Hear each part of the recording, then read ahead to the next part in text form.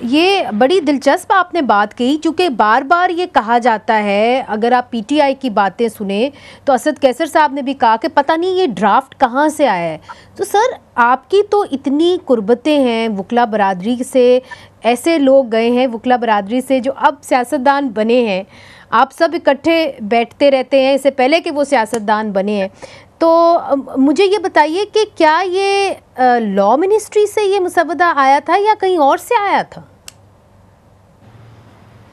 हमारे भाई हैं, आपके भी भाई हैं, बस छोड़िए इस बात को। मेरा ख्याल है कि उसमें से भाई से नहीं, भाइयों से आया था।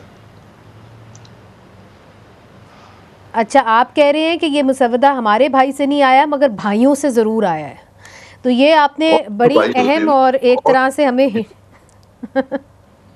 नहीं, मगर जो ये खदशात फिर जो ऑपोजिशन जो कह रही है कि जी ये कहीं, मैं इतनी बात किया करता हूँ, आपको पता है ना। नहीं, बिल्कुल वो अंदाज़ा हो गया है, मेरे ख्याल में सबको हो गया है जो देख रहे हैं। मगर इसके ऊपर लॉ मिनिस्टर इंसिस्टेंट थे, उन्होंने कहा कि हम वकील हैं, आप तो प्रैक्टिसिंग वकील हैं कामरान साहब, और ये कहा जाता है कि जी हम कई दफ़ा जाते हैं, अदालतों के अंदर केसेस लगे रहते हैं, जजेस हमारी बात नहीं सुनते, और जजेस को ये इख्तियार नहीं होना चाहिए कि चीनी के ऊपर वो पॉलिसी बनाएं, डैम फंड की वो बात करें। उन्होंने एक पूरी लिस्ट दे दी, जो बात एक तरह से सही भी है और आपकी बार काउंसिल्स इस पर बात भी करती रही हैं।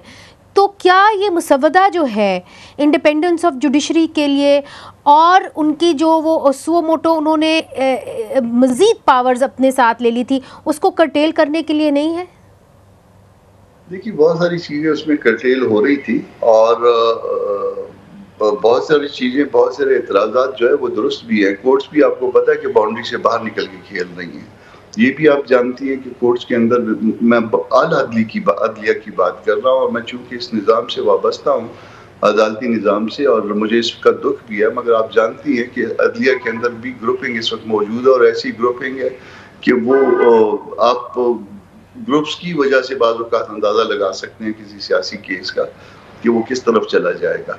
तो ये बातें बहुत तकलीफ़देह हैं। इन चीज़ों को दुरुस्त करने की यकीनन ज़रूरत है, मगर वो नहीं, वो एक मेले में किसी उसकी देहाती गया था और उसकी वहाँ चादर गुम गई थी। उसने कहा ये मेला तो सजाया मेरी चादर को घुमाने के लिए था, या मेरे से चादर हासिल करने के लिए था।